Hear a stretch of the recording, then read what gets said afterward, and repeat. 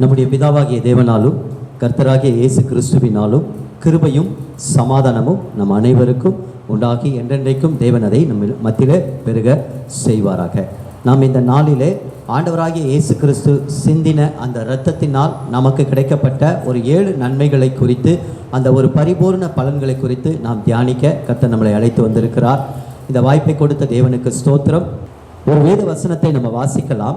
லேவியராகமம் 16ஆம் அதிகாரம் 19ஆம் வசனத்தை மட்டும் வாசிக்கலாம். தன் விரலினால் அந்த இரத்தத்தில் எடுத்து 7 தரம் அதன் மேல் தெளித்து அதை இஸ்ரவேல் புத்திரரின் தீட்டுகள் நீங்க சுத்திகரித்து பரிசுத்தப்படுத்த கடவன். சரி, ஓகே. இந்த வேத வசனத்தின் அடிப்படையில் தான் நம்ம இயேசு கிறிஸ்துவோடு நம்ம ஒப்பிட்டு பார்க்க போகிறோம். இயேசு கிறிஸ்துவோடைய ரத்தம் ஒரு வீட்டு நிலைகளில் தெளிக்கப்படுகிற ஒரு ரத்தம். இப்போ எனக்கு நான் ஒன்று சொல்வேன், என்ன அப்படின்னு சொன்னால், இயேசுவின் ரத்தம் ஜெயம் ஒரு சாதாரண ஒரு வார்த்தை, ஆனால் இந்த வார்த்தையில் எவ்வளோ வல்லமை இருக்கிறது. ஆமென். ஒரு வல்லமை இந்த வார்த்தையில் காணப்படுகிறது. இந்த இயேசு கிறிஸ்துவினுடைய ரத்தத்தின் வல்லமையினாலே இன்றைக்கு நாம் ஆசீர்வதிக்கப்படுகிறோம், குடும்பம் ஆசீர்வதிக்கப்படுகிறது. அல்லேலூயா. அப்போ இயேசு கிறிஸ்துடைய ரத்தம் நம்ம குடும்பத்தை ஆசீர்வதிக்கக்கூடியதாக இருக்கிறது, அது நம்மை ஆசீர்வதிக்கக்கூடியதாக இருக்கிறது. நான் என்னுடைய ரட்சிப்புக்குள்ளே வர்றதுக்கு முன்னாடி நான் நைட் ரொம்ப பயப்படுவேன், இருட்டை கண்டா பயப்படுவேன். அப்போது இயேசு கிறிஸ்துடைய ரத்தம் ஜெயம் அப்படின்னு சொல்லி கண்ணை மூடி சொல்லிக்கிட்டே இருப்பேன். காலையில் நான் மொட்டை மாடியில் படுக்கிறதுனால சூரியன் வந்து மேலே உதிக்கும். மல்கியால சொன்ன மாதிரி நீதியின் சூரியன் உங்கள் மேலே உதிக்கும் அப்படின்னு சொல்லினா எனக்கு ஒரே ஆச்சரியமாக இருக்கும். அந்த இரவு எப்படி தூங்கினே தெரியாது. அறியாத காலம், தெரியாத காலம், இயேசு கிறிஸ்துடைய ரத்தம் ஜெயம் என்று எனக்கு எங்கள் அத்தை சொல்லி கொடுப்பாங்க. அவ்வளோதான், பயப்படாத, நீ பயப்படும் போதெல்லாம் இதெல்லாம். அப்போ ஒரு சாதாரண வார்த்தை பயத்தை நீக்குகிறது, என்னை ஆசீர்வதிக்கிறது, குடும்பத்தை ஆசீர்வதிக்கிறது. இந்த இரத்தத்தை பற்றுகிற விசுவாசத்தினால நம்ம தேவனுடைய மகிமையை பார்க்கிறோம். ஆமென், ஆமென். நான் இப்போ கூட சாம் பார்த்தேன். அவன் ஆஸ்பத்திரி கூப்பிட்டு போகிறேன்ட்டுன்னு சொல்லிட்டு அண்ணன் கூப்பிட்டு சொன்னாங்க. அப்போ நான் டக்குன்னு எனக்கு யோசித்தேன், நல்லா படிக்கிற பையன், நல்லா பிரில்லியன்ட் ஸ்டூடெண்ட், கர்த்தர் அவ்வளோ அபரிவிதமான ஞானத்தை கொடுத்துருக்கிறாரு. ஆனால் பாருங்கள், எக்ஸாம் டைமில் ஒரு பலவீனம், ஒரு சுகவீனம், கொஞ்சம் மனசில் ஒரு பாரப்பட்டேன். அப்போ நான் யோசித்தேன், அப்போ நம்ம இந்த ரத்தத்தை விசுவாசிக்கிறதுனால இந்த பலவீனத்தில் தான் தேவனுடைய மகிமை விளங்க போகுது. ஏன்னா எங்கள் ஒய்ஃபோட அக்கா பையன், அவனுக்கு எப்பயுமே கரெக்டாக எக்ஸாம் டைமில் தான் என்ன வந்துடும்னா இந்த மாதிரி ஃபீவர், சிக்னஸ் வந்துடும். ஆனால் பார்த்தீங்கன்னா சென்டம் எடுப்பான், சென்டம் எடுத்திருக்கான். +2ல் 2 பாடத்தில் சென்டம் பாருங்கள். அப்போது ஒரு விசுவாசி நம்ம அந்த இரத்தத்தை பற்றுகிற விசுவாசத்தினால நம்முடைய பல சூழ்நிலைகளில் நம்ம காணப்பட்டாலும் கூட அவருடைய மகிமையை நம்ம பார்க்கக்கூடியதாக இருக்கிறது என்று சொல்லி பார்க்கிறோம். அப்போது எனக்கு அருமையானவர்களே, இந்த இயேசு கிறிஸ்துடைய ரத்தம் அப்படின்னு சொல்லும்போது இந்த மனுஷனுக்குள்ள அந்த உயிர் எதுவாக இருக்குது எல்லாம் நம்ம தெரிஞ்சது தான். நீங்கள் இதெல்லாம் சொல்லலாம். மனுஷனுக்குள்ளே இருக்கிற உயிர் எங்கே இருக்கிறது? இரத்தத்தில் இருக்கிறது. இன்னைக்கு இதுக்காக ஒரு ஆராய்ச்சி நடக்கிறது. இருதயத்தில் இருக்கிறதா, மூளையில் இருக்கிறதா, எங்கே இருக்கிறதுன்னு இன்னைக்கு உலகம் குழம்பிட்டு இருக்கு. ஆனால் ஆண்டவராகிய இயேசு கிறிஸ்து நமக்கு அழகாக நல்ல மருத்துவர், நமக்கு அதை சொல்லி கொடுத்துருக்கிறாரு. மாம்சத்தின் ரத்தம், மாம்சத்தில் இருக்கிற உயிர் இரத்தத்தில் இருக்கிறது. லேவியராகமம் 17ஆம் அதிகாரம் 11, 14 இந்த 2 வசனத்தில் நம்ம பார்க்குறோம். சரி, முதலாவது சிருஷ்டிப்பில் ஒரு விஷயத்தை நான் உங்களோட கூட லைட்டாக சொல்லிட்டு நேராக நான் கல்வாரி சிலுவைக்கு நேராக நான் கடந்து போக விரும்புகிறேன். அப்போது முதலாவது ஆதியாகமம் 2ஆம் அதிகாரம் 7வது வசனத்தில் எல்லாவற்றையும் வார்த்தையினால் சிருஷ்டித்தவர் இங்கு ஆதாமை அவர் சிருஷ்டிக்கும் போது அங்கே என்ன செய்கிறார்? மண்ணினாலே ஆதாமை உருவாக்கி வைக்கிறார். வைத்து தன்னுடைய சுவாசத்தை ஆதாமுடைய நாசிலே ஊதும் போது அவன் ஜீவ ஆத்மாவா மாறுகிறான். அப்போ எனக்கு அருமையானவர்களே, இந்த ரத்தம் முதல் சிருஷ்டிக்கப்படுகிற இடம் எங்கன்னா அங்கதான். அந்த இடத்துல முதலாவது அவனுக்குள்ள உயிர் வருகிறது, அவன் ஜீவ ஆத்மாவா மாறுகிறான், அவன் செயல்படுகிற ஜீவியா மாறுகிறான். அதுக்கு முன்னாடி அவன் ஒண்ணுமே இல்லை, அவன் தேவனால் செய்யப்பட்ட ஒரு பொம்மை தான்.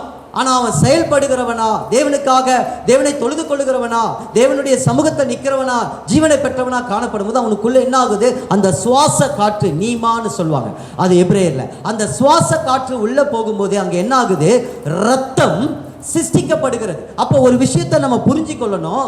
இதை தான் யோபு 33:4 நோட் பண்ணிக்கோங்க. 32:8 இந்த 2 இடத்துல யோபு ஒரு விஷயத்த சொல்றாரு, உம்முடைய ஆவி எனக்குள் வந்ததுனால அது எனக்கு உயிர் கொடுக்கிறது அப்படின்றார். அப்போ பாருங்க, 2வது இடத்த 32:8 சொல்றாரு, அந்த ஆவி என்னை உணர்வுள்ளவனாய் மாற்றினது என்றார். அப்போ ஒரு ரத்தம் சிருஷ்டிக்கப்படும் போது உயிர் உண்டாகுது. அந்த ரத்தத்துல தான் உயிர் இருக்கிறது, மாம்சத்துல உயிர் ரத்தத்துல இருக்கிறதா நம்ம பார்க்கிறோம். அந்த ஆவிதான், அந்த ஜீவன் தான் நம்மள உணர்வுள்ளவனாய் மாற்றுகிறது என்பதை இங்க பார்க்கிறோம். இப்போ இதெல்லாம் நடக்குது ஏதேன்ல.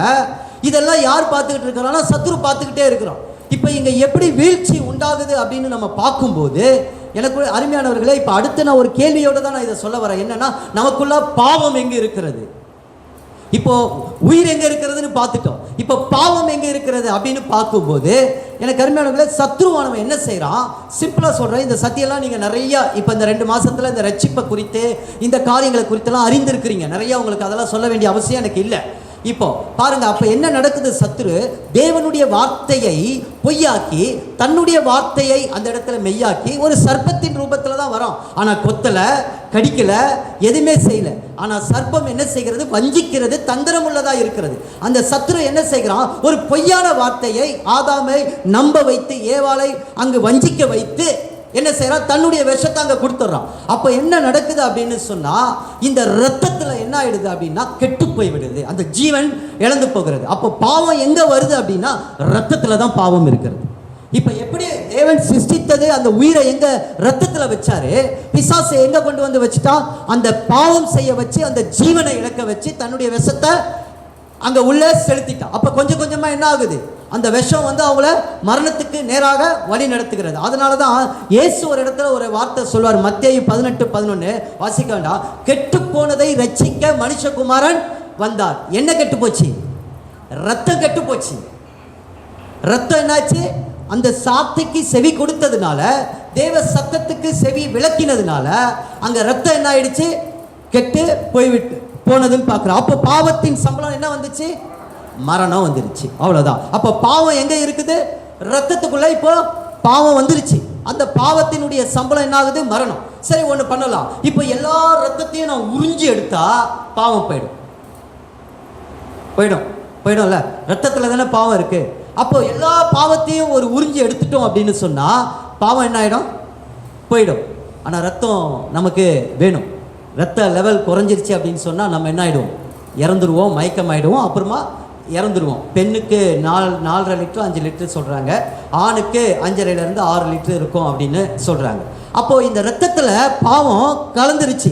எனக்கு அருமையானவர்களே, அப்போ இந்த வீழ்ச்சியினால் ஒரு 7 காரியங்களை இழந்துட்டோம். என்னென்ன காரியம்னா, த பிளேஸ், ஆண்டவர் கொடுத்த முக்கியமான ஏதேன் தோட்டத்தை இழந்தோம். 2வது காரியம், ஆண்டவர் கொடுத்த ஜீவனை இழந்துட்டோம். 3வது காரியம் என்ன அப்படின்னா, நல்ல ஒரு பியூரிட்டியாக பிஸ்லரி வாட்டர், அந்த இதையும் இழந்துட்டோம். நல்ல தண்ணி, அதையும் இழந்துட்டோம். 4வது பார்த்தீங்க அப்படின்னு சொன்னால் அதிகாரத்தை இழந்தோம், தேவ மகிமையை இழந்தோம், நல்ல ஃபுட்டை இழந்தோம். எல்லாவற்றுக்கு மேலே 7வது தேவனோடு இருந்த உறவை இழந்துட்டோம். இந்த 7ஐயும் நம்ம ஏதேனில் இழந்து, இந்த 7 நிலையும் அப்படியே எப்படி ஆயிடுச்சுன்னா ஆப்போசிட்டாக மாறி அது சாபமாக மாறிடுச்சு. புரியுதுங்களா? இந்த 7 ஆசீர்வாதங்களும் என்னைக்கு மனுக்குலம் பாவத்துக்கு உட்பட்டதோ, இந்த 7மே என்ன ஆயிடுச்சு அப்படின்னு சொன்னா சாபமா மாறி போய்விட்டது. அப்போ இந்த இடத்துல இப்போ மாம்சத்தின் உயிர் இரத்தத்தில் இருக்குன்னு பார்த்தோம். புரியுதா நான் சொல்றது உங்களுக்கு? நான் ஓரளவு தான் சொல்றேன், ஏன்னா நம்ம சப்ஜெக்ட் இது இல்லை, நம்ம அடுத்து போகணும். மாம்சத்தின் உயிர் இரத்தத்தில் இருக்கு. இந்த இரத்தம் வந்து தேவன் சிருஷ்டிப்புல அந்த ரத்தம் முதலாவது சிருஷ்டிக்கப்படும் போது அவன் செயல்படுகிறவனா மாறினா, பிசாசுடைய வார்த்தைக்கு உள்வாங்கி கீழ்ப்படியாமை என்கிற ஒரு பாவம் நமக்குள்ள வரும்போது ரத்தம் என்ன ஆயிடுச்சு? கெட்டு போனதுனால பாவம் ரத்தத்தில் கலந்தது. இந்த பாவத்தின் நிமித்தம் நமக்கு என்ன வந்தது? மரணம் வந்தது. அப்போ ஒரு வீழ்ச்சியினால 7 நிலைகளில் இருந்த எல்லா ஆசீர்வாதங்களையும் நம்ம இழந்துட்டோம். இன்னைக்கு அதனால தான் நல்ல உணவுக்காக ஓடுறோம், நல்ல தண்ணிக்காக அலையிறோம். இப்படிப்பட்ட தேவ உறவை இழந்து ஜனங்கள் சாபத்துக்குட்பட்டு இருக்கோ, அதனால தான் எல்லாரும் தேவ மகிமையற்றவர்களாகி அவர்கள் விழுந்து போனார்கள்னு சொல்லி ரோமரில் நம்ம பார்க்குறோம். அப்போ எனக்கு அருமையானவர்களே, இந்த 7 ஆசீர்வாதமும் 7 சாபத்துக்குள்ளே போயிடுச்சு. இப்போ தேவன் முதல் பலிமுறையை ஏற்படுத்தினது யார்? பலிமுறையை ஏற்படுத்தினது யார்? பலி செலுத்துகிற முறையை ஏற்படுத்தினது யார்? வேதாகமத்தில் தேவன் தான் முதல் ஏற்படும். ஆதியாகமம் 2ஆம் அதிகாரம் 21ஆம் அதிகாரத்தில் நம்முடைய ஆண்டவரை எவ்வளோ அற்புதமானவர் பாருங்க. அங்கே என்ன செய்கிறாரு, அவங்களுடைய ஒழுக்கத்தை அவங்க சுயமாக விழுந்து போன போது அத்தி இலையில உடுத்தினாங்க. ஆனால் தேவன் தோல் உடைய உடுத்தினார். 2 காரியம், கிளைமேட்டு அப்போ வந்து என்னன்னா இன்னும் பூமியில் அந்த அட்மாஸ்பியர் மேலே ஒரு லேயர் கீழே ஒரு லேயர், மழை பெய்யல, சூரியன் நேராக படலை. அதனால் என்ன ஆகுதுன்னா ஃபுல்லாக ஃப்ரீசர் மாதிரி இருந்தது. நீங்கள் நம்ம வீட்டு ஃப்ரீசரை தந்தீங்கன்னா மேலே பாருங்கள், அப்படி தான் இருந்தது. முதலாம் உலகம் அப்படி தான் இருந்தது. அப்போது அவங்க அத்தியில் அந்த உலகத்துக்கு கிளைமேட்டுக்கு செட் ஆகுமா? இல்லை. 2வது ஒரு கவர்ச்சியை அங்கே தேவன் என்ன செய்கிறார், தோல் உடையினால அங்கே மூடி லாக் பண்ணி அந்த கிளைமேட்டுக்கு ஒத்த மாதிரி ஒரு ஒழுக்கத்துக்கு ஏற்ற ஒரு நல்ல வஸ்திரத்தை அங்கே கொடுக்கிறார். அது நீதியின் வஸ்திரம், தற்காலிகமான ஒரு வஸ்திரத்தை கொடுக்கிறார். அப்போ அங்கே ஒரு ஆடு அடிக்கப்படுகிறது. வெளிப்படுத்தல் 13:8 சொல்கிறது, உலக தோற்றத்துக்கு முன் அடிக்கப்பட்ட ஆட்டுக்குட்டி. அப்போ அங்கதான் முதல் தேவன் என்ன செய்யறாரு, ஒரு பலியை ஏற்படுத்துறார். அப்ப எபிரேயர் 9:14 நம்ம வாசிக்கிறோம், ரத்தம் சிந்துதல் இல்லாமல் பாவ மன்னிப்பு நமக்கு இல்லை. அப்ப அதோடைய ஆழம் என்ன, அங்க ஆதாமுக்கு தெரியாது, அங்க ஏவாளுக்கு தெரியாது, யாருக்குமே அந்த பலிமுறை தெரியாது. ஆதாம் தான் சொல்லி கொடுத்துருப்பாரு ஆபேலுக்கு, எப்பா ஒரு ஆடு அடிக்கப்பட்டது, அதை அடிச்சு அங்க எங்களுக்கு ஒரு ஒரு ட்ரெஸ் பண்ணி கொடுத்தாரு அவரு அப்படின்னு. அப்ப ஆதாம் கிட்ட இருந்து தான் தேவனை குறித்த எல்லா காரியங்களும் அந்த ஜெனரேஷனுக்கு என்ன ஆகுது, டிரான்ஸ்ஃபர் ஆகுது. எனக்கு அருமையானவர்களே, அப்போ பாருங்க இங்கே என்ன நடக்குது அப்படின்னு சொன்னா, அந்த ஆட்டுக்குட்டி யாருன்னு நம்ம கண்டுபிடிக்கிறோம், அது ஆண்டவராகிய இயேசு கிறிஸ்து தான். அப்போ எப்பயுமே தேவனுடைய செயலை ஒன்று நான் புரிஞ்சிருக்கிறேன், அதை நீங்களும் புரிஞ்சுக்கோங்க. தேவனுடைய செயல் பழைய ஏற்பாட்டு மாம்சத்தில் ஒரு விஷயத்தை காட்டுற ஃபுல்லாகவே அது எல்லாமே மாம்சத்துக்குரியதாக தான் இருக்கும். எல்லாமே மாம்ச சம்பந்தப்பட்ட சம்பிரதாயங்களாக தான் இருக்கும். அப்படியே அதை டர்ன் அபவுட் இயேசு கிறிஸ்துவுக்கு அப்புறம் கொண்டு வரும்போது அது எல்லாமே என்ன செய்யறாருன்னா ஸ்பிரிச்சுவலாக மாத்துறாரு. அப்போ என்ன காட்டுறாரு அப்படின்னா, ஒரு நிழலை காட்டி ஒரு நெஜத்தை கொண்டு வர்றார். அப்போ ஒரு மாம்சத்தில் ஒரு விருத்த சேதனத்தை பண்ண சொல்றாரு. இங்கே ஒரு ஆவிக்குள்ள ஒரு விருத்த சேதனம், நுனித்தோல் இருதயத்தில் நீக்கப்படணும்னு சொல்றாரு. அப்போ ஒரு மாம்சத்தில் கொண்டு வந்துட்டு நம்மளை ஒரு ஆவியில நிறுத்துறார். அதனால தான் எபிரேயரில் நீங்கள் வாசிக்கும் போது ஒரு இடத்துல சொல்றாரு, 11ஆம் அதிகாரம் கடைசி வசனத்தில், நம்மை அல்லாமல் பூரணராகாதபடி விசேஷித்த நன்மையானது ஒன்றை அவர் நமக்கு வைத்திருக்காரு. அப்போனா நம்ம தான் ஆவிக்குரியவங்க. இந்த ஆவிக்குரியவங்களை கொண்டு தான் எல்லாவற்றையும் அவர் என்ன செய்கிறார், நிறைவுபடுத்துகிறவரா காணப்படுகிறார் என்று சொல்லி நம்ம பார்க்குறோம். இப்படியே வரும்போது அப்போ மீட்பு ரத்தத்தினால நம்ம பார்க்குறோம். இப்போ ஆதாம் பாவ ரத்தம் வந்துருச்சு. இப்போ அவருக்கு பிறக்கிறதெல்லாம் எப்படி இருக்கும், பாவமாக தான் இருக்கும். இப்போ ஆதாம் வந்து ஒரு சொத்தை எழுதி வைக்கிறார் மனுக்குலத்துக்கு. அவருடைய சொத்து என்ன சொத்து, கீழ்ப்படியினால வந்த பாவம், பாவத்தினுடைய சம்பளம் மரணம். இதுதான் எல்லாருக்கும் ஒரு கொடுத்த சொத்து. இது எப்படி இருக்குது அப்படின்னு சொன்னால், நான் ஒரு 2 நிமிஷம் அதை சொல்லிடுறேன் பாருங்க. அது ஒரு மெடிக்கல் ரீதியாக அப்படின்னு சொன்னால், ஒரு ஆணுடைய ஸ்போமும் ஒரு பெண்ணுடைய பெண் கருவும் அங்கு ஒன்றாக இணையும் போது அங்கு ஒன்று சிருஷ்டிக்கப்படுகிறது. என்ன அப்படின்னு சொன்னால், கருவில் ரத்தம் சிருஷ்டிக்கப்படுகிறது. இப்போ இந்த ரத்தம் சிருஷ்டிக்கப்படுகிறது அப்படின்னு சொன்னால், ரத்தம் இமிடியேட்டாக சிருஷ்டிக்கப்படுது. அந்த நேரத்தில் ஒரு மின்னல் பாஸ் ஆகிறது, ஒரு கரண்ட் பாஸ் ஆகிறது, அதற்கு உயிர் வருகிறது. இப்போ ஆதாம் மூலியமா அந்த ரத்தம் சிருஷ்டிக்கப்படுகிறது கருவில். ஆனால் 9ஆம் மாதமும் பெண்ணுடைய அந்த தொப்புள் கொடி வழியாக, அந்த தாயுடைய ரத்தத்தின் வழியாக எல்லா சத்து உணவு எல்லாமே அந்த குழந்தைக்கு போகிறது. அப்போ ஆதாம் மூலியமா தான் என்ன ஆகுது, ரத்தம் சிருஷ்டிக்கப்படுது. அதனால தான் பிறக்கிற எல்லாருமே என்னவா இருக்கிறோம், பாவத்தில் இருக்கிறோம், பாவங்கள் செய்கிறோம், பலவிதமான எல்லா காரியங்களையும் செய்யக்கூடியது. அதனால தான் பாவத்தின் சம்பளம், 1ஆம் மாதம் ரோமர் 6:23 ரொம்ப முக்கியம். பாவத்தின் சம்பளம் மரணம், நம்முடைய கர்த்தராகிய இயேசு கிறிஸ்துவின் கிருபையின் வரமோ நித்திய ஜீவன் என்று பார்க்கிறோம். அப்போ அதை இன்னும் புரிஞ்சுக்கிற மாதிரி சொல்லணும்னா, ஒரு சுவிட்ச் போடுற மாதிரி, ஒரு சுவிட்சு போடுறோம், அங்கே கரண்ட் வருது. கரண்ட் எங்கேருந்து வருதுன்னு தெரியும். அப்போ ஒவ்வொரு குழந்தையும், இந்த உலகத்தில் பிறக்கிற குழந்தை கர்த்தரால் வருகிறது. அல்லேலூயா. அதனால தான் வேதம் பதிவு செய்கிறது, தாவீது, என் கருவை உம்முடைய கண்கள் கண்டதுன்னு மாத்திரமல்ல, அவர் சொல்லுகிற காரியம், பிள்ளைகள் கர்த்தரால் வருகிற சுதந்திரம். ஒவ்வொரு பிள்ளைக்கும் அவர் தான் உயிர் கொடுக்கிறார். அல்லேலூயா. எவ்வளோ ஒரு மகத்தான தேவன் பார்த்தீங்களா. அப்போ எனக்கு அருமையானவர்களை இப்படியே கொண்டு வந்து தான் இந்த இஸ்ரவேல் ஜனங்களுக்கு பஸ்கா ஒரு முறையை கொண்டு வந்தார். இந்த பஸ்காவில் ஒரு ஆடு அடிக்கப்படுகிறது, அந்த ரத்தம் நிலக்கால்களில் பூசப்படுகிறது. இதெல்லாம் உங்களுக்கு தெரியும். எதற்காக, சங்கார தூதன் கடந்து வரும்போது 9 அற்புதத்துக்கு அப்புறம் 10வது ஒரு அற்புதம் என்ன நடக்குது, ரத்தம் பூசப்படுகிறது. இந்த ரத்தம் பூசப்பட்ட வீட்டில் மரணம் இல்லை. ஏன் மரணம் இல்லை, சங்கார தூதன் போகும்போது ஏன் மரணம் இல்லை? சிம்பிள், ஒரே வரியில் சொல்லலாம். இந்த வீட்டிற்காக, இந்த வீட்டுடைய பாவத்திற்காக, இந்த வீட்டுடைய சாபத்திற்காக ஏற்கனவே ஒருவர் பரிகாரம் செய்திருக்கிறார். ஏற்கனவே ஒரு ரத்தம் சிந்தப்பட்டிருக்கிறது. அதனால் இந்த வீடு மரணத்திற்கு பாத்திரவான் அல்ல. அங்கு ரத்தம் பூசப்பட்டது, இங்கு ரத்தம் நாளே நாம் சிந்தப்பட்ட அந்த ரத்தத்தினால, விசுவாசத்தினால கழுவப்பட்டு இருக்கிறோம். வித்தியாசம் இருக்கு. அந்த ரத்தம் நம்மளை பூரணப்படுத்தவில்லை, இந்த ரத்தம் நம்மளை பூரணப்படுத்துகிறதா இருக்குன்னு சொல்லி எபிரேயர் 9:9, 9:12, 9:14 எல்லாம் நம்ம பார்க்குறோம். எனக்கு அருமையானங்களே, இப்போ நம்ம இந்த வாசிக்க கேட்ட லேவி ராகமத்துக்கு வருவோம். இப்போ 7 நிலைகளில் அங்கு பழைய ஏற்பாட்டில் இஸ்ரவேல் ஜனங்களுக்கு ஆசாரியன் ஒருத்தர் இருந்தார். அந்த ஆசாரியன் தனக்காக ஒரு காளையை அடித்து அந்த இரத்தத்தை எடுத்து முதலாவது அவர் 7 தடவை என்ன செய்யணும்? தெளிக்கணும். அதுக்கப்புறமா இஸ்ரவேல் ஜனங்க அவர் குடும்பத்துக்காக முதல்ல என்ன செய்யணும்? அந்த இரத்தத்தை தெளிக்கணும். அப்போதான் அந்த குடும்பம் அவர் ஆசீர்வதிக்கப்படுவார். இப்போ 2வது இஸ்ரவேல் என்கிற குடும்பம் ஆசீர்வதிக்கப்படணும்னா மறுபடியும் அந்த பலிபீடத்தில் இருக்கிற ரத்தத்தை எடுத்துட்டு வந்து ஜனங்கள் மேலே தெளிக்கும் போது அந்த ஜனங்க என்ன ஆயிடுறாங்க? பரிசுத்தமாயிடுறாங்க, தேவனால ஆசீர்வதிக்கப்படுறாங்க. அப்போ ஒரு விஷயம் புரிஞ்சுக்கணும், அந்த ஆட்டுக்குட்டியுடைய ரத்தம், அந்த காளையுடைய ரத்தம், வெள்ளாட்டுடைய ரத்தம் 1 வருஷம் பாவ நிவர்த்திக்காக அடிக்கப்படுது. அப்போ அதோடைய பவர் எவ்வளோ? 1 வருஷம். ஆனால் ஆண்டவராகிய இயேசு கிறிஸ்துடைய ரத்தம் நித்திய மீட்பு, நித்திய ஜீவன். அப்போ அதுக்கு வந்து ஒரு நம்ம எண்டு கொடுக்க முடியுமா? முடியவே முடியாது. இந்த உலகத்துக்கு வேணால் ஒரு எண்டு கொடுக்கலாம். ஆனால் அவர் நம்மளை நித்தியத்தில் கொண்டு போகும்போது அவர் நமக்கு கொடுக்குற அந்த நித்திய மீட்புன்ற மீட்பே எப்படி? நித்திய ஜீவன், நித்திய மீட்பு.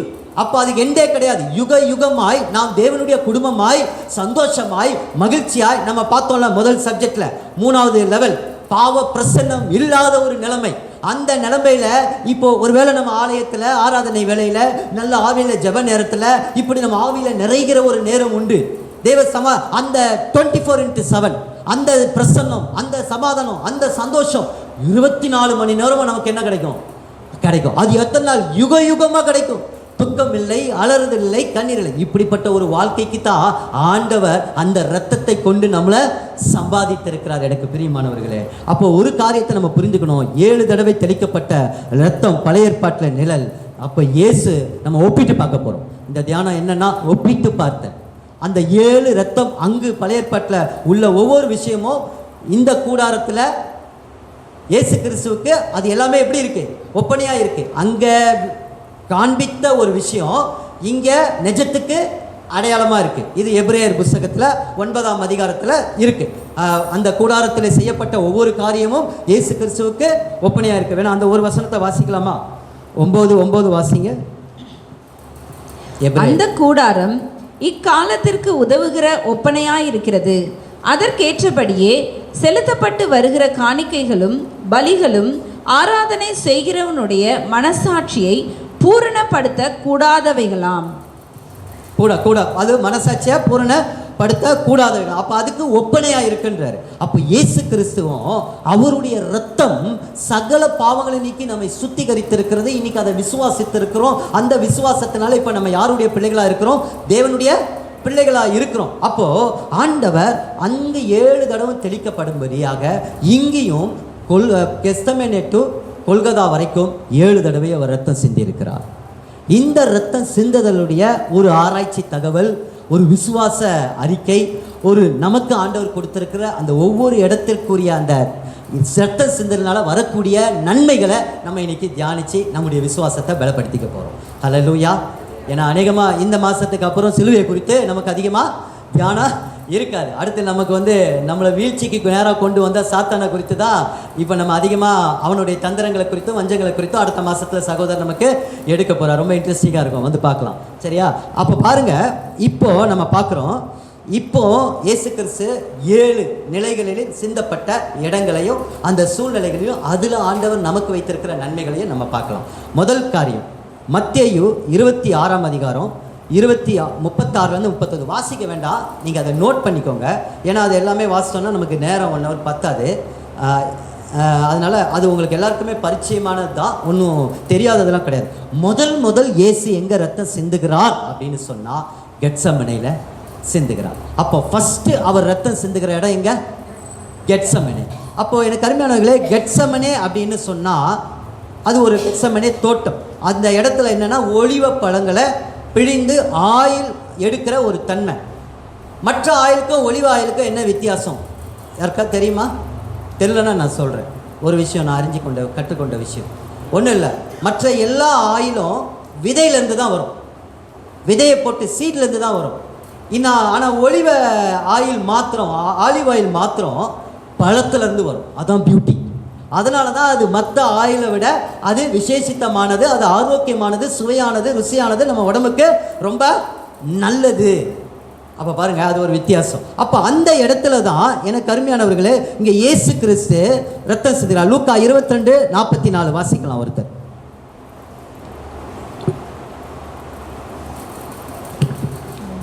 அவர் மிகவும் வியாகுலப்பட்டு அதிக ஊக்கத்தோடே ஜெபம் பண்ணினார். அவருடைய வேர்வை இரத்தத்தின் பெருந்துளிகளாய் தரையிலே விழுந்தது. அப்போ மிகுந்த வியாக்குலப்பட்டு மிகுந்த துக்கப்பட்டு அங்க 3 முறை ஜெபிக்கிறார் கெத்செமனேல. எனக்கு அருமையானவர்களே, அப்போ அந்த வேர்வை துளிகள் அந்த வழியாக ரத்தம் இருக்குது. அப்போ ஒரு மனிதன் தனக்கு மீறி துக்கப்படும் போது, தனக்கும் மீறி வியாக்குலப்படும் போது மட்டும்தான் இந்த மெலிசா ரத்த நாளங்கள் இருக்கும். அந்த நாளங்கள் வெடிச்சு அந்த ரத்தமானது வேர்வை சுரபி வழியாக அங்கு அவர் நமக்காக இயேசு அங்கு ரத்தம் சிந்துகிறார். இந்த இடத்துல ஒரு சத்தியத்தை நம்ம கற்றுக்கொள்கிறோம். இயேசுவை இங்க யாரும் அடிக்கல, இங்க யாரும் இயேசுவை துன்பப்படுத்தல. ஆனா ரத்தம் சிந்தினார், 3 தடவை ரத்தம் சிந்தினார். அப்ப இயேசு பாவம் இல்லாதவர். அந்த கெத்செமனேல உலகத்தின் பாவங்கள் எல்லாம் அவர் மேல சுமத்தப்படுகிறது. ஆனா அந்த இடத்துல கூட பாருங்க, அவர் ஒரு ஃபிராக்சர் ஆஃப் மைக்ரோ செகண்ட் கொஞ்சம் டிஸ்டர்ப் ஆகுறாரு. ஆனாலும் இந்த பாத்திரம் என்னை விட்டு அப்படி நீங்கணுன்றார். அப்புறம் அலர்ட் ஆயிடுறார் ஆவியில. இன்னும் இந்த வார்த்தையை சொல்லிட்டேன் நான், இல்லையே இதுக்காக தானே, இந்த வேலைக்காக தானே, இந்த மகிமைக்காக தான் நான் வந்தேன் அப்படின்னு சொல்லி அந்த இடத்துல வியாக்குலப்பட்டு துக்கப்பட்டு அங்கு ரத்தத்தை சிந்துகிறார். அப்ப சாவுக்கு ஏதுவில்லாத இந்த சரீரம் சாவுக்கு ஏதுவாக மாறுகிறது. அப்ப தேவனுக்கு முன்பாக அங்கு ஜெபத்திலே அவர் அங்கு ரத்தம் சிந்துகிறார். இது எதை அடையாளப்படுத்துகிறது? இந்த இடத்துல அவர் ரத்தம் சிந்தும் போது இந்த பாவ ரத்தத்தில் இருக்கிற இந்த மனுக்குலத்தை மீட்பதற்காக இன்னைக்கு அவர் அந்த ரத்தத்தினால என்ன விஷயத்தை நன்மையாக நமக்கு காண்பிக்கிறார் அப்படின்னு சொன்னா ஒரே காரியம். 2 கொரிந்தியர் 5ஆம் அதிகாரம் 21ஆம் வசனத்தை வாசிக்கலாம்.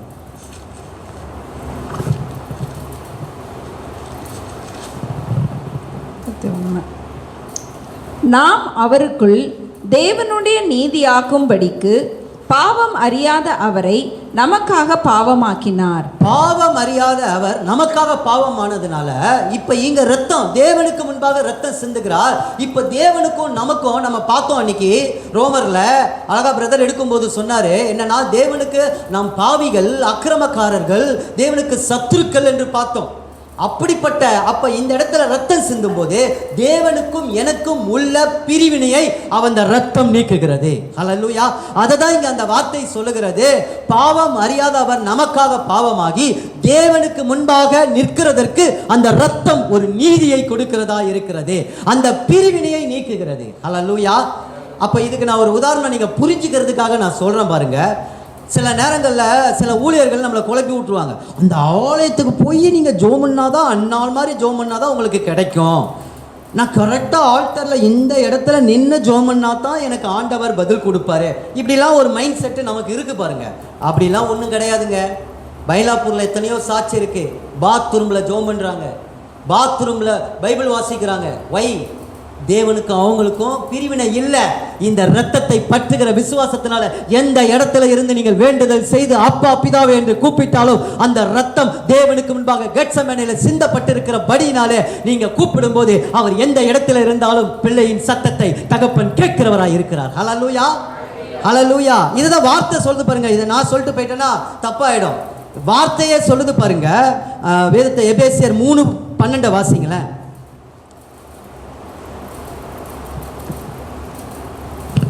அவரை பற்றும் விசுவாசத்தால் அவருக்குள் நமக்கு தைரியமும் திட நம்பிக்கை. அவரை பற்றுகிற விசுவாசத்தினால் அவருக்குள் நமக்கு தைரியம், ஒரு தைரியம் இருக்கு பாருங்க.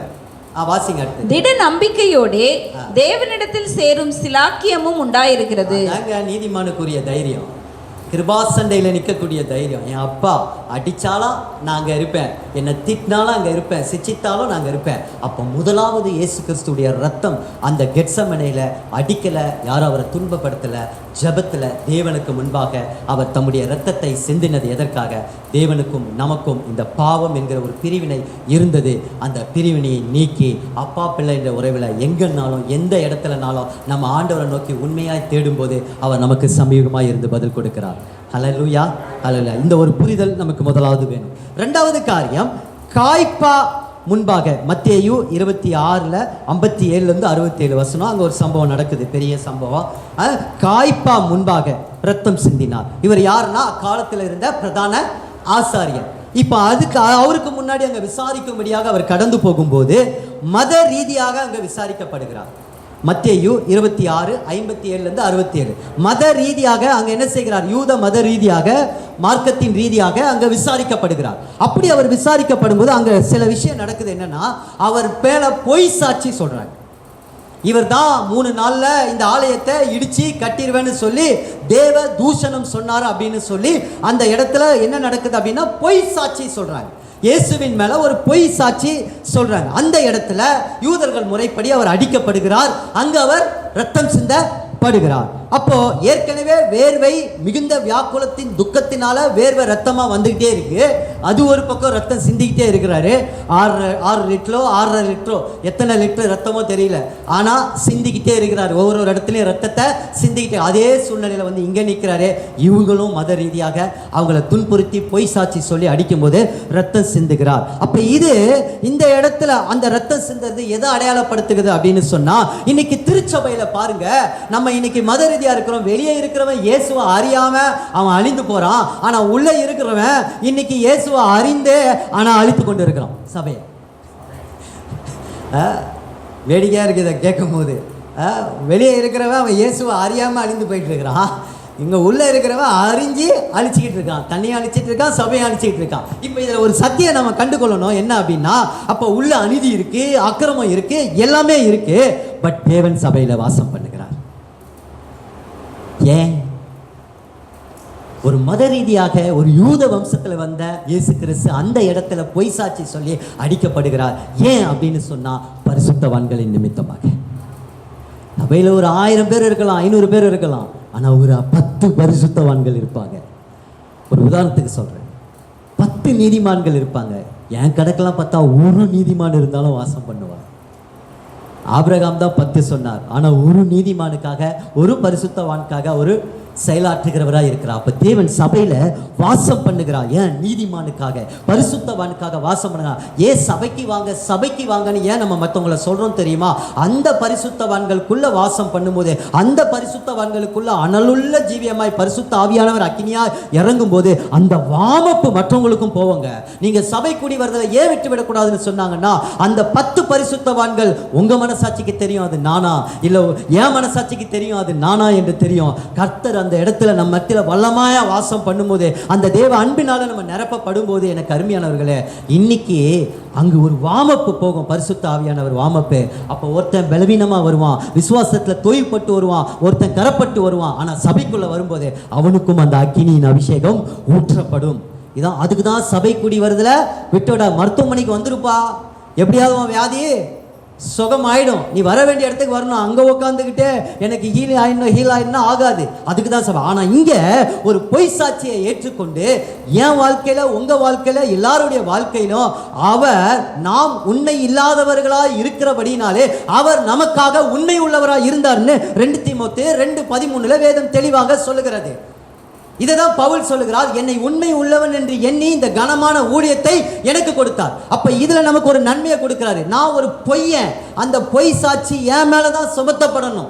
அந்த பொய்க்குரியவன் நான் தான், உண்மையற்றவன் நான் தான். இப்போ இயேசு அந்த மத ரீதியா யூதர்களால் அடிக்கப்பட்டு ரத்தம் சிந்த போது, பொய் சாட்சி கூறப்பட்டு அடிக்கப்படும் போது, உண்மையற்ற என்னுடைய வாழ்க்கையில அவர் ரத்தம் சிந்ததுனால என்னை உண்மை உள்ளவராய் மாற்றினார். எனக்குள்ள ஒரு உண்மை இல்லை, ஆனா அவரை நான் விசுவாசிக்கும் போது இப்ப அவருக்குள்ள இருக்கிற உண்மை எனக்குள்ள வந்துருச்சு. இதுதான் விசுவாசம். அப்போ உண்மையற்ற என்ன, நான் சிம்பிளா ஒரே வார்த்தை சொல்லுவேன், திருடனை நம்பி கேஷியர் உத்தியோகத்தை கொடுத்துட்டேன். திருடனை நம்பி கேஷியர் உத்தியோகத்தை கொடுத்துட்டார். அதுதான் பவுல் சொல்லுகிறார், உண்மை இல்லாத உண்மை உள்ளவன் என்று இந்த கனமான ஊழியத்தை எனக்கு கொடுத்துக்கலாம். இந்த ரட்சிப்பை நம்ம காத்துக்கொள்ளுவோன்னு சொல்லி நம்மளை உண்மை உள்ளவங்க என்று தாங்க இன்னைக்கு இந்த சுவிசேஷத்தின் வெளிச்சம் நமக்கு கிடைச்சிருக்கு. எத்தனையோ பேர் மனக்கண்கள் திறக்கலை, ஆனால் நம்ம மனக்கண்களை திறந்து தேவன் அந்த இரத்தத்தை சிந்தி நம்மளை உண்மை உள்ளவர்களாக வைத்திருக்கிறார். ஹல்லேலூயா. அப்போ எந்த அளவுக்கு நம்ம உண்மையாக இருக்கணும் பாருங்கள். ஒன்றுமே இல்லை, நான் ஒரு சின்ன உதாரணம் மட்டும் சொல்கிறேன். ஒரு இடத்துல போகிறேன், இப்போ தான் எங்கே போனாலும் ஃபோன் நம்பர் வாங்குறாங்களா, அது இதுன்ட்டு. இவங்ககிட்ட வேறு ஃபோன் நம்பரை கொடுத்தா எஸ்எம்எஸ் அனுப்புவான், அதை அனுப்புவான்னு சொல்லிட்டு நான் என்ன பண்ணிட்டேன், பேரையும் ஃபோன் நம்பரையும் மாற்றி அதில் எழுதினேன். அடுத்த செகண்ட் ஆவியானவர் உள்ளத்தில் பேசுகிறாரு, பொய்யா, ஏன் பொய் சொல்கிற, அதுக்கு நீ கொடுக்க மாட்டேன்னு சொல்லிட்டு போயிடு, ஏன் பொய் சொல்கிற. அடுத்த செகண்ட் உடனே பேனாவை எடுத்து கிரிக்கிட்டேன். அங்கே அவர் என்ன கிரிக்கிடக்கூடாது, அதனால இங்கே கிரிக்கி என் பேரையே எழுதிட்டேன், என் ஒரிஜினல் நம்பரையும் எழுதிட்டேன். அப்போ பேசுகிறார்ல.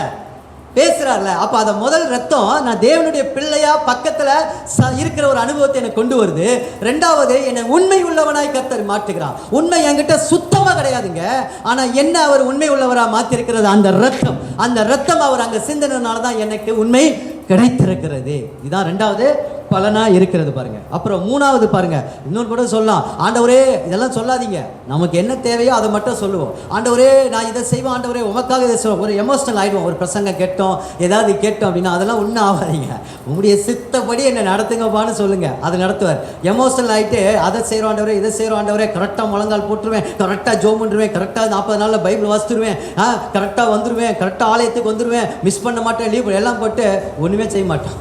லாஸ்ட்டில் நம்ம என்ன ஆகிடுவோம், பொய்யனா மாறிடும். அதனால இந்த மாதிரிலாம் நம்ம எதுவுமே சொல்ல வேண்டாம். அவர் நம்மளை உண்மை உள்ளவனாக மாற்ற அவருடைய ரத்தம் நமக்கு கிருபை பாராட்டி இருக்கிறார். ஹல்லேலூயா. மூணாவது காரியம் பார்த்தீங்க அப்படின்னா, இப்போ பிலாத்துடைய அரண்மனைக்கு வரார். யோவான் 19:1 வாசிக்கலாமா? அதை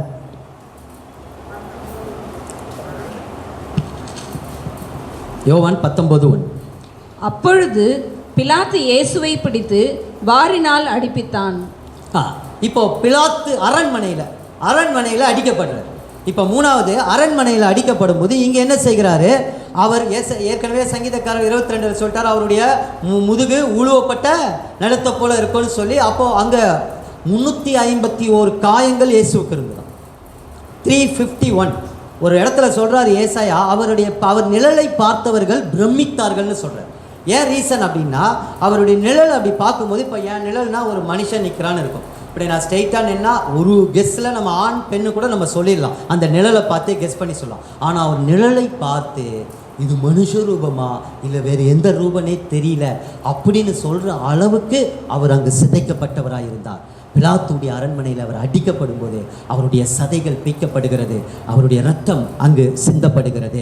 1க்கு குறைய 39 அடி அவருக்கு அடிக்கப்பட்டது என்று சொல்லி வேதம் பதிவு செய்கிறது. 40க்கு 1க்கு குறைய அவர் யூத சட்டத்தின்படி அடிக்கப்படும் போது அவர் சதை பீக்கப்பட்டது, ரத்தம் சிந்தப்பட்டது. இது எதை அடையாளப்படுத்துது அப்படின்னு சொன்னால், மலேசியாவில் நீங்கள் குப்பை கொட்டினீங்க, எச்ச துப்பினீங்க, இந்த மாதிரிலாம் பண்ணிங்கன்னா பெரிய பனிஷ்மெண்ட்லாம் ஒன்றும் இருக்காதான். 2 அடி 2 அடி கொடுப்பாங்க. அந்த 2 அடி 10 நாளைக்கு உங்களால் கீழே உட்கார முடியாது. 2 அடி பின்னாடி நிற்க வச்சு செவுத்துல வச்சு கொடுப்பாங்க. குப்பை கொட்டுவியா, எச்ச துப்புவியா அப்படின்ட்டு. அந்த 2 அடி, அந்த அடியை கூட நான் பார்த்தேன். அப்படியே துடிச்சு போகிறாங்க. அந்த வலி 10 நாள் அவங்களால உட்கார முடியாதான். அந்த உள்காயங்கள் அந்த விரணம் எலும்பு வரைக்கும் அப்படி போகுமா. அப்போ பாருங்கள் எனக்கு அருமையானவர்களே, அப்போ இயேசு 1க்கு குறைய 39 அடித்தார்னா இதில் என்ன ரகசியம் இருக்குது அப்படின்னு சொன்னால், GMSC global medical science centre இவங்க தான் வந்து ஒரு ரிசர்ச் பண்ணி சொல்லியிருக்கிறாங்க. என்ன ரிசர்ச் பண்ணி சொல்லியிருக்கிறாங்க அப்படின்னு சொன்னால், உலகத்தில் மொத்த வியாதியே 39 தான். 39. இப்போ கேன்சர்னு சொன்னால் அதுக்கு கீழே தான் எல்லா கேன்சர் வகைகள். ஃபீவர்னு சொன்னால் அந்த ஃபீவர் வகைகள் எல்லாம். அப்படி 39 டைப் ஆஃப் வியாதி தான் மொத்தமே இருக்கான். இனி எந்த வியாதிகள் வந்தாலும் இதுக்கு கீழே தான் வருமா. எது கொரோனா வைரஸ் வந்தாலும் எல்லாம் வந்தாலும் வைரஸ் அப்படின்னா அந்த வைரஸ் வியாதி கீழே. அப்படி 39. அப்போ இயேசு 39 அடிக்கல் பட்டதுடைய நோக்கம் என்ன? தேவன் அதை அனுமதித்திருக்க அந்த ரத்தம் சிந்த நோக்கம் என்ன? அவருடைய தழும்புகளாலே நீங்களும் நானும் குணப்படுகிறோம், சுகப்படுகிறோம். ஹல்லேலூயா. அதனால தான் பேதுரு அந்த வார்த்தையை சொல்லுகிறார். 1 பேதுரு 2:24 ஏசாயா 53:5 சொல்லுகிறார், அவருடைய தழும்புகளினாலே நாம் குணமாகிறோம். அவருடைய காயப்பட்ட தழும்புகளாலே நாம் சுகமாகிறோம். பாவத்துக்கு மரித்து நீதிக்கு பிழைக்கும்படி அவருடைய தழும்புகளால் நீங்கள் சுகமானீர்கள். மாவோன்னு சொல்லல, சுகமானீர்கள். அப்ப ஏற்கனவே அந்த சிலுவையில இந்த கிறிஸ்து இந்த பிலாத்துக்கு முன்னாடி ரத்தத்தை சிந்தும் போது முழு உலகத்தின் வியாதிக்காக தம்முடைய 39 அடி எந்த வியாதியா இருந்தாலும் இயேசு கிறிஸ்துடைய ரத்தம் சுகமாக்க வல்லமை உண்டு. ஹல்லேலூயா. விசுவாசிக்கிறவங்க ஆமீன் சொல்லுவோமா? ஆமென். வல்லமை உண்டா இல்லையா? எங்க ஃபேமிலியில சென்ட் பால்ஸ்ல ஆயரா இருக்கிறார் சாமுவேல், ரெவரண்ட் சாமுவேல்.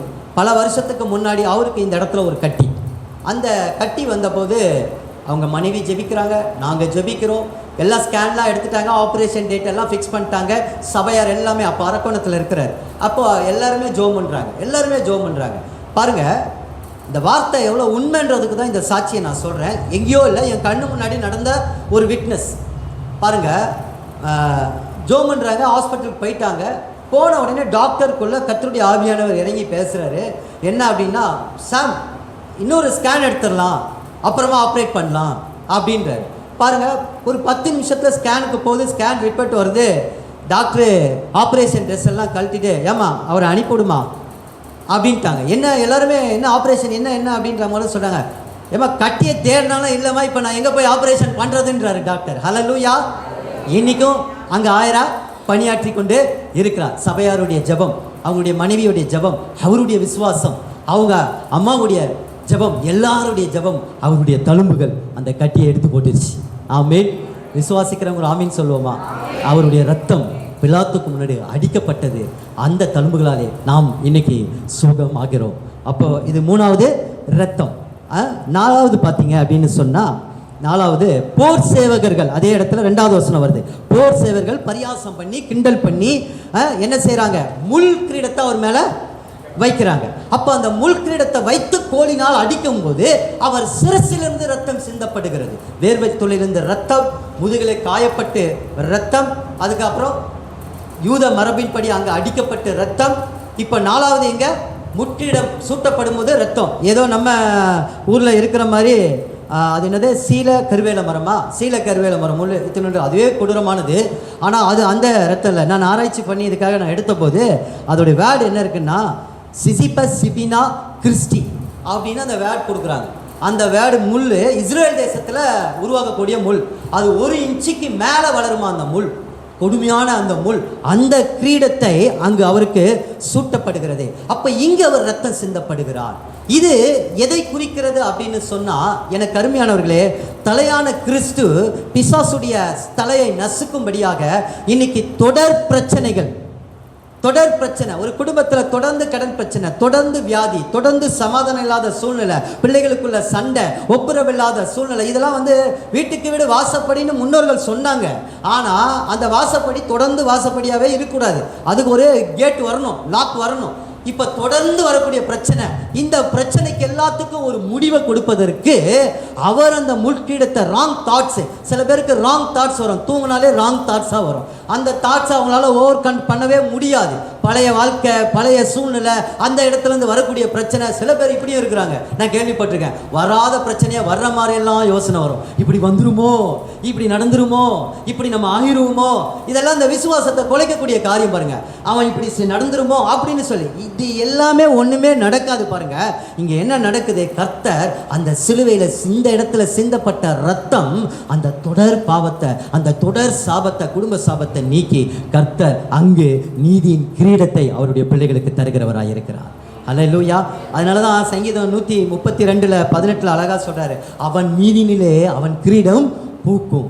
சத்ருவுக்கு கர்த்தர் வெட்கத்தை உடுத்துவார், ஆனால் அவர் பிள்ளைகளுக்கு அவன் கிரீடம், அவன் நீதினிலே பூக்கும். அப்போ நம்முடைய கிரியைகள் அந்த இடத்துல சரியா இருக்கும்போது, நம்முடைய நீதியின் வழியில நடந்து அந்த நீதியின் கிரியை நமக்கு கிரீடமா, ஹானரா கர்த்தர் நம்மளுக்கு கொடுக்கிறவராய் இருக்கிறார். அதற்காக ஆண்டவர் அந்த இடத்துல தம்முடைய இரத்தத்தை சிந்தி முட்கிடத்தை அவர் எடுத்துக்கொண்டு நமக்கு நீதியின் கிரீடத்தை, அதனால தான் பவுல் அந்த வார்த்தை அழகா சொல்றார். பேதுரு வாடாத கிரீடம்னு சொல்றார். பவுல் சொல்லும் போது சொல்றாரு அழகான வார்த்தை, நீதியின் கிரீடம். ஏன்னா அவர் நீதியின் ஓட்டத்தை ஓடினார். அதனால இது முதற்கொண்டு அந்த நீதியின் பாதையில் நான் ஓடினதுனால எனக்கு அவர் அந்த நீதியின் கிரீடையை கொடுப்பார். அதனாலதான் வெளிப்படுத்தல அழகா சொல்றார், பரிசுத்தமா இருக்கிறவன் இன்னும் பரிசுத்தமாகுங்கன்றார். நீதி செய்கிறவன் இன்னும் நீதி செய்யுங்க, இன்னும் நல்லா ஊழியம் செய்யுங்க, இன்னும் ஆண்டவரோட அன்பு கூறுங்க, இன்னும் வளருங்க. அதுதான் நீதியின் பாதை. அந்த பாதையில மரணம் கிடையாது, அந்த பாதையில ஜீவன் உண்டு. எனக்கு அருமையானவர்களே, அதனால தான் கலாத்தியர் 3:10 மரத்தில் தூக்கப்பட்ட எவனோ சபிக்கப்பட்டவன் என்று எழுதியிருக்கிறபடி கிறிஸ்து நமக்காக சாபமானார். அப்போ அந்த இடத்துல அந்த எல்லா சாபத்தையும் நிற்கிறான். இதை நான் பார்க்கும்போது என்னுடைய லைஃப்பில் ஒரு விஷயம் நடந்தது. எங்கள் பாப்பா சின்ன வயசில் இருக்கும்போது திடீர்னு தூக்கத்தில் எழுந்திரிச்சு நடந்து போவோம்.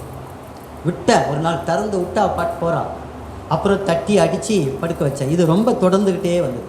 ரொம்ப விசனப்பட்டு ரொம்ப கவலைப்பட்டேன், கண்ணீர் கூட வடித்தேன். ஆண்டவரே இது என்ன ஆண்டவரே, இது ஒரு தொடர் போராட்டமாக இருக்க அப்படின்னாரு. அப்போ ஆண்டவர் எனக்கு சொல்லிக் கொடுத்ததான், எந்த விஷயமும் உன்னை தொடரக்கூடாது. வரலாம், பிரச்சனை வரலாம், பட் அதை நான் உனக்கு ஓவர் கம் பண்ணுறதுக்கு அப்பத்தை கொடுத்துருக்கேன். இந்த அப்பத்தை நீ விசுவாசித்து நீ ஓவர் கம் பண்ணிட்டு போயிடணும். ஓவர் கம் பண்ணணும். அதுதான் சில சூழ்நிலைகள் ஆண்டவர் அனுமதிக்கிறாருன்னா நம்ம ஓவர் கம் பண்ணுறதுக்காக தான் சில காரியங்களை. அப்போ நமக்கு விசுவாசம் என்ன ஆகும்னா டெவலப் ஆகும். அவருடைய இரத்தத்தின் வல்லமையினாலும் சாட்சியின் வசனத்தினாலும் பிசாசை ஜெயித்தார்கள் அப்படின்னு நம்ம வேதத்தில் வாசிக்கிறோம். அப்போது நான் என்ன பண்ணேன் அப்படின்னா, எனக்கு ஒரு சகோதரி, அவங்க அன்பான சகோதரி, இப்போது அவங்களோட நான் ஊழியம் செஞ்சிட்ருக்கேன். அண்ணா நகரில் இருக்காங்க. லாரன்ஸ் அண்ணன் தெரியும், நமக்கு கார் கொடுத்தாங்கல்ல, அவங்க தான். அவங்ககிட்ட அதை நான் சொன்னேன், என்ன அக்கா இந்த மாதிரி இருக்குது அப்படின்னு சொன்னேன். அப்போ சொன்னாங்க, தலையில் கை வச்சு வல்லமையாச்சும் எதுவுமே செய்யாத, இயேசுவனுடைய இரத்தத்தின் வல்லமைனாலும் அவருடைய வசனத்தினாலும் நீ தொடர்ந்து வரக்கூடாது, இது வேறு விளைவுகளை கொண்டு வந்து சேர்த்துரும் பிள்ளை பாவம் அப்படின்னு சொல்லி ஜோமுன்னு 7 நாள் தலை மேலே கை வச்சு அவள் தூங்கின பிறகு கண்ணீரோடு அவள் பாதத்தில் நின்றுச்சோம். இன்றைக்கி அவளுக்கு 18 வயசு ஆக போகுது. இன்றைக்கி ஒரு நாள் கூட அவள் தூக்கத்தை கலைத்து எழுந்ததே கிடையாது. அல்லேலூயா, அல்லேலூயா. சாபம் முறிக்கப்பட்டது, தொடர் பாவம் முறிக்கப்பட்டது. கடன் பிரச்சனை இருந்தால் கூட நின்று போராடி அதை நம்ம ஒழிக்கணும். இப்படி கர்த்தர் நம்மளை ஜெயம் எடுக்கும்படியாக அங்கே அவர் முற்கிரீடத்தை, கிண்டல்கள், கேலி. இப்போ நம்ம இப்படிப்பட்ட ஒரு வாழ்க்கை வாழ்ந்தா மற்றவங்க கிண்டல் பண்ணுவாங்களா, பண்ண மாட்டாங்களா? என்னையா சர்ச்சைக்கு போகிறான்றா குடும்பத்தில் எப்போ பாரு சண்டை. காலையில் அந்நிய பாஷை கொலாடியில் சண்டை. நல்லா இருக்குமா இது? நல்லாவே இருக்காது. நம்ம வாழ்க்கை நல்லாவே இருக்காது. அதுக்கு தான் ஆண்டவர் அங்கே ரத்தம் சிந்தி அந்த சாபத்தை முறிக்கிற ஒரு வல்லமை. அதனால தான் லூக்கால சொல்கிறார், சர்ப்பங்களையும் தேள்களையும் அந்த சகல அதிகாரங்களையும் மேற்கொள்ளத்தக்கதான வல்லமையை கர்த்தர் நமக்கு அதிகாரத்தை கொடுத்திருக்கிறார். ஆமென், ஆமென். தொடர்ந்து இது பிசாசு போராட்டம்னா நின்னொரு முழங்கால வேற எதுவுமே நம்மளால செய்ய முடியாது. நின்று அவர்கிட்ட தாழ்மைப்பட்டு நம்ம ஜெபிச்சோன்னா கட்டாயம் கர்த்தர் ஜெபத்தை கொடுப்பார். கட்டாய ஜெபத்தை நம்ம ஜெயத்தை நமக்கு கொடுப்பார். பாருங்க, அதுக்கப்புறம் பாருங்க, இது 5வது காரியம் ரோமர் 19:17-18 வாசிக்கலாம். இன்னும் 15 நிமிஷம் இருக்கு, சீக்கிரம். 19, 17, 18.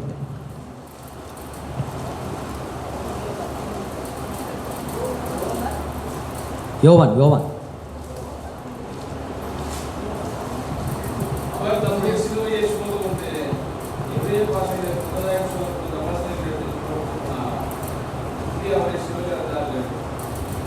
அவரை சிலுவையில் அறைந்தார்கள். அப்போ முதலாவது அங்கே அவருக்கு கரங்களிலே ஆணி அடிக்கப்படும் போது அவர் ரத்தம் சிந்துகிறார். இப்போ நம்ம எத்தனாவது பார்க்குறோம்?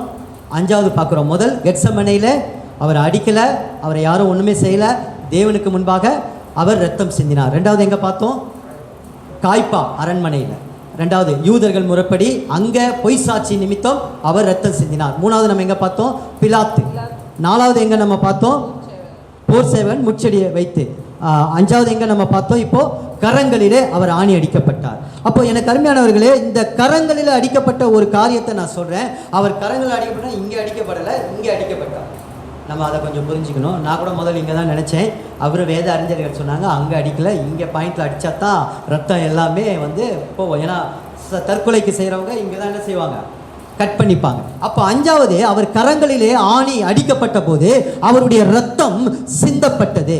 அப்போ இது எதை அடையாளப்படுத்துகிறது என்று சொன்னால், ஒரு இடத்துல சங்கீதக்காரர் 103ஆம் அதிகாரம் 14ஆம் வசனத்தை ஆண்டவர் எனக்கு காட்டினாரு. உங்களையும் என்னையும் இந்த தேவன் ஒரு காலத்தில் எப்படி பார்க்குறார் அப்படின்னு சங்கீதக்காரர் சொல்லுகிறார். உங்களை மண் என்று நினைவு கூறுகிறேன். இப்போ நம்மளை எப்படி தான் நினைவு கூறுறாரா?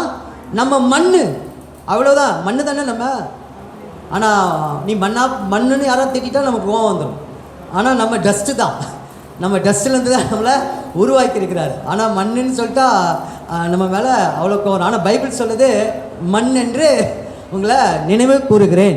சில பேரை திட்டும் போது கூட டீச்சர்ஸ் திட்டுவாங்க, மண்ணா கட்டி உள்ள என்னதான் இருக்க தெரியல, மண்ணு கட்டி தான் இருக்கு போல, ஒன்றும் கிடையாது. செயல்படுகிற அளவுக்கு ஒன்றுங்கள மண்ணாங்கட்டியில் வந்து விதை வந்து கிரியை செய்யாது.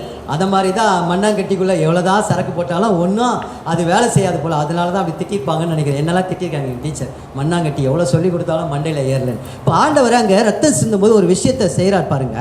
அப்போ அங்கே என்ன நடக்குது அப்படின்னு சொன்னால், எனக்கு அருமையானவர்களே, இன்றைக்கி நாம் நினைக்கிறோம் என்னை நினைக்க யாருமே இல்லை, என்னை பார்க்க யாருமே இல்லை, என்னை கவனிக்க யாருமே இல்லை, என் வேதனை அறிய யாருமே இல்லை, என்னை நினைக்கிறதுக்கு கூட யாருமே இல்லை. அப்படிப்பட்ட உலகத்தில் தான் நம்ம வாழ்ந்துட்டு இருக்கோம். இன்றைக்கி பக்கத்தில் இருக்கிறவங்க நம்மளை நினைக்க மாட்டாங்க. நம்ம வீட்டு ஏன் கணவன் மனைவிக்குள்ளே கணவனை நினைக்கிறதுக்கே மனைவிக்கு நேரம் இல்லை, மனைவியை நினைக்கிறதுக்கு இங்கே நேரம் இல்லை. உண்மையை சொல்லப்போனால் பல நேரத்தில் அப்படி தான் நடக்குது. பிள்ளைகளை குறித்து ஞாபகம் இல்லாமல் வேலை ஓடிட்டு இருக்கோம். அப்படி தான் இருக்குது. அப்போ நினைவுகளில் இல்லாத ஒரு சூழ்நிலைகள் உலக உறவில் இருக்குது. இந்த உலக உறவில் அநேக சூழ்நிலையில் அந்த நினைவுகளில் நம்மளை மறந்துடுறாங்க. அது இயல்பு, அதான் மனுஷ உறவு, மனுஷ காரியம். அப்போ இங்கே ஒரு விஷயம் நடக்குது பாருங்க. ரத்தம் சிந்துகிறதுனால, அந்த ரத்தம் சிந்தப்பட்டதுனால நீங்கள் வாசிக்கலாம். ஏசாயா 49:16 யாராவது ஒருத்தர் வாசிங்களேன். ஒரு விஷயத்தை நான் இன்னைக்கு சுட்டி காட்டுறேன் இந்த இடத்துல.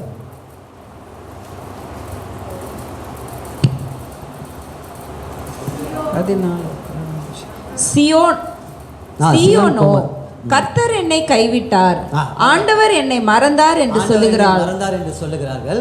ஸ்திரீயானவள் தன் கர்ப்பத்தின் பிள்ளைக்கு இறங்காமல் தன் பாலகனை மறப்பாளோ? அவர்கள் மறந்தாலும் நான் உன்னை மறப்பதில்லை.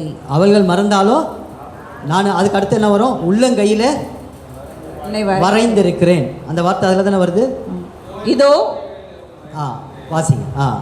இதோ உள்ளங்கையிலே உன்னை வரைந்திருக்கிறேன், உன் மதில்கள் எல்லாம் எப்போ இந்த வார்த்தை உள்ளங்கை, இந்த உள்ளங்கை. அப்போ இங்கே விஷயம் என்ன நடக்குது அப்படின்னா, தேவன் அங்கே மண் என்று அங்கே நினைவு கூறான்னு சங்கீதக்காரர் சொல்கிறாரு. இப்போ பாருங்க, சீயோன் குமாரத்தையே உன்னை நான் மறந்துட்டேன், கர்த்தர் உன்னை நினைக்கல அப்படின்னு நீ நினைக்கிற அப்படின்னு சொல்லிட்டு உள்ளங்கையிலே உன்னை வரைந்திருக்கிறான்னு உடனே பாசமாக நேசமாக ஒரு வார்த்தையை அங்கே சொல்கிறார். அப்போது இது அன்றைக்கி ஏசாயாவுக்கு புரிஞ்சிருக்குமா புரியலன்னு தெரியல. இன்றைக்கி அவர் கரங்களில் ஆணி அடிக்கப்படும் போது, அங்கே ரத்தம் சிந்தப்படும் போது ஒரு விஷயத்தை சங்கீதக்காரரே பதிவு பண்ணுகிறார். அவர் உள்ளங்கையில் அடிக்கப்பட்டது என்னன்னா, அந்த காயத்தை பார்க்கும் போதெல்லாம் இன்றைக்கி பிரதர் அண்ட் சிஸ்டர் உங்களையும் என்னையும் அவர் எப்போதுமே தம்முடைய நினைவில் வச்சுக்கிட்டே இருக்கிறாரு. ஹல்லேலூயா. என்னை என் பிள்ளை மறந்துட்டான், வயசாகி போச்சு, அவன் கவனிக்க மாட்டேங்கிறான், என் மருமக. நிறைய பேர் குறை சொல்கிறது இல்லை. இன்றைக்கி ஒரு சத்தியத்தை சொல்லிக் கொடுக்குறேன். அவர் அங்கே காயப்பட்டது நிமித்தமாக அவர் நம்முடைய உள்ளங்கையில் வைத்திருக்கிறார். எனக்கு அருமையான என்னுடைய காயத்தை நான் பார்க்குறேன். உங்களுக்கு எக்ஸாம்பிளுக்காக நான் காட்டுறேன். இது ஒரு பெரிய ஆக்சிடென்ட் ஆகி காயம். இந்த காயம் பார்க்கும் போதெல்லாம் எனக்கு தெரியும், அங்கே நான் போன போது கொளத்தூர் பக்கத்தில் விழுந்து என் கை முழுவதுமாக ஸ்க்ராட்ச் ஆனது. அப்போ ஒரு மனிதன், நான் காயப்பட்ட போது இந்த காயம் எனக்கு மறக்கலைன்னா, உங்களுக்காக எனக்காக சிலுவையில் காயங்கள் ஏற்பட்டவர், அந்த கரங்களில் அந்த காயம் பட்ட அந்த தழும்புகள் அவர் பார்க்கும் போதெல்லாம் அவர் நம்மளை நினைத்து கொண்டே இருக்கிறார். கர்த்தர் அதான் சொல்லுகிறார், சங்கீதக்காரர், கர்த்தர் நம்மை நினைத்திருக்கிறார். 115 சங்கீதம் 14 நினைக்கிறேன். கர்த்தர் நம்மை நினைத்திருக்கிறார், அவர் நம்மை ஆசீர்வதிப்பார். அப்போ யாருமே நம்மளை நினைக்கலன்னு நினைக்காதீங்க. உங்களையும் என்னையும் இன்னைக்கு இந்த சத்தியத்தை கேட்க வந்திருக்கிற, தாகத்தோடு வந்திருக்கிற உங்களையும் என்னையும் கர்த்தர் நினைத்திருக்கிறார். நிச்சயமாக கர்த்தருடைய ஆசீர்வாதம் நமக்கு உண்டாயிருக்கும். நான் சொல்லுவேன், 1 இயரோ 2 இயரோ இந்த வேதாகம பாடத்தை நீங்கள் முடிக்கும் போது நான் சொல்லுவேன், கர்த்தர் உங்களை எல்லாவற்றிலும் ஆசீர்வதித்து நீங்கள் ஒரு மேன்மை உள்ளவர்களாக இருப்பீங்க. ஆமேன். அப்போ இந்த சூழ்நிலை என்ன அப்படின்னு சொன்னால், இந்த தழும்புகளால் இங்கே ரத்தம் சிந்துகும் போது அவரை நம்ம எப்போதுமே நம்மை நினைத்து கொண்டே இருக்கிறார். ஒரு நாள் அவளை நம்ம மறக்கிறவர் இல்லை. ஒரு ஸ்திரீயானவள் தன் பிள்ளைக்கு இறங்காமல் மறப்பாளோ அப்படின்னா என்ன அர்த்தம்? ஒரு ஸ்திரீ எப்பயுமே மறக்கவே மாட்டாங்க. பிள்ளைக்கு இறங்காமல் மறப்பாங்களா? மறக்கவே மாட்டாங்க. தான் சாப்பிடாமல் இருந்தால் கூட பிள்ளைக்கு கொடுப்பாங்க. அப்படி தாய்க்கு ஒப்பிட்ட ஒரு அன்பு உள்ளத்தோடு அவர் சொல்லுகிறார், உங்களுக்காக அந்த காயங்கள் அடிக்கப்பட்ட ரத்தம் உங்களை நான் நினைத்து கொண்டே இருக்கிறேன் என்று சொல்லுகிறார். எனக்கு அருமையானவர்களே, 6வது காரியம் நம்ம பார்க்குறோம். அடுத்து அவருடைய கால்களில் ஆணி அடிக்கப்பட்டது. இது அங்கே அடிக்கப்படும் போது 2 கால்களை வைத்து அடிக்கப்படும் போது ரத்தம் சிந்தப்பட்ட ஒரு காரியம். அப்போ எனக்கு அருமையானவர்களே, இங்கு ரத்தம் சிந்தப்பட்டதுடைய காரியத்தை நான் பார்க்கும்போது எனக்கு அருமையானவர்களே, ஒரு காரியத்தை நான் சொல்கிறேன். இன்றைக்கி கிறிஸ்தவர்களுக்கு விரோதமாக கோர்ட்டுக்கு அந்த கால்கள் துணிகரமாக போகிறது. எனக்கு அருமையானவர்களே, திருமணத்தில் இன்னைக்கு கல்யாணம் பண்ணி கொடுத்துட்டு இம்மிடியட்டாக விவாகரத்துக்காக கோர்ட்டுக்கு துணிகரமாக போகிறாங்க. அந்த உடன்படிக்கையை, புது உடன்படிக்கையை, திருமணம் என்கிற அருமையான பந்தத்தை அவங்க உடைக்க ரொம்ப ஈஸியாக துணிகரமாக அவங்க செல்கிறாங்க. எனக்கு அருமையானவர்களே, அது மாத்திரமல்ல, ஒரு வீட்டு வாசல் படிகளாக இன்னைக்கு திருச்சபைகளில் அடிப்படையில் கோல் சொல்லி பிராண சிநேகிதனை பிரித்து கொண்டு இருக்கிறாங்க. அப்போ பாருங்க, இப்படிப்பட்ட ஒரு காரியங்களுக்காக இந்த கால்கள் என்ன செய்கிறது? பாவம் செய்க தீவிரமாய் ஓடுகிறது இன்னைக்கு திருச்சபைகளிலே. எனக்கு அருமையானவர்களே, எனக்கு தெரிந்த NMSல ஒரு 15 வருடங்களுக்கு முன்பாக இருந்த லீடர் டிடி ஆசீர்வாதம் அப்படின்ற ஒரு கோணிக்காரர்னு சொல்லுவாங்க. இந்த பகுதியில் அவர் ரொம்ப ஃபேமஸாக இருந்தவர், கோணிக்காரர் அப்படின்னு சொல்லுவாங்க.